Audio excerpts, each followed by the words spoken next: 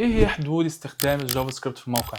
وايه هي اهميه الاس اس ار او السيرفر سايد ريندرنج في الاس اي او والاي اي سيرش؟ اكبر مشكله في مواقع كتير النهارده مش ان المحتوى ضعيف، ولكن المشكله ان جوجل اصلا مش شايف المحتوى في اوقات كتيره جدا. اوقات كتيره بيكون شايف الصفحه فاضيه، موقع مثلا معمول بي يو اي محترم، كونتنت قوي، لكن جوجل داخل الصفحه شايف صفحه فاضيه تماما.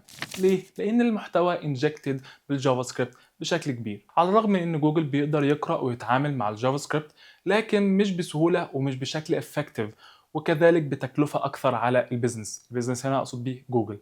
يعني ايه؟ يعني جوجل بيشتغل بموديل اسمه تو ويفز اوف اندكسيشن.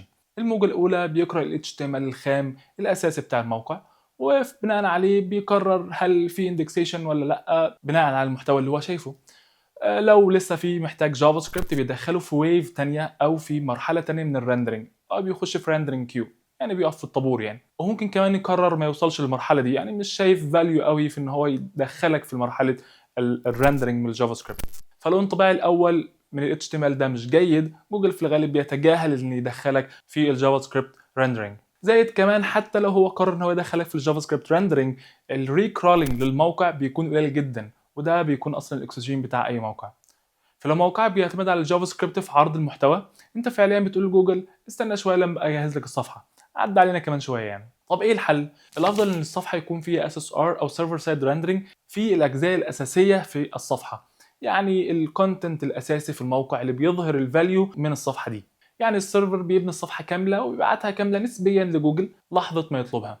النتيجه ان هو بيفهمك اسرع، بيعمل اندكسيشن اسرع، وبالتالي بيعمل رانكينج اسرع، وبالتالي بيبقى الري رانكينج او الري كرولينج اللي على اساسه بيتحدد الري رانكينج بيبقى افضل. وكذلك بقى الكوست بتاعت الكرولينج على جوجل اقل، وده نقطه مهمه جدا لاي بزنس.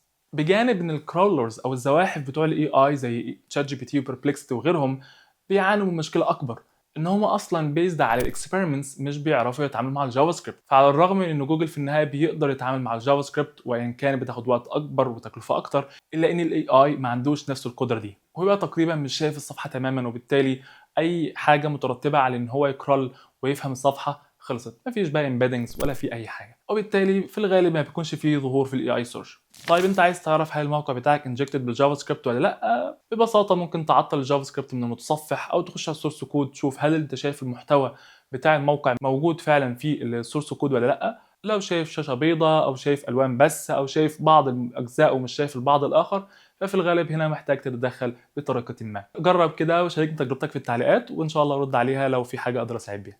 شكرا ليك، مع السلامه.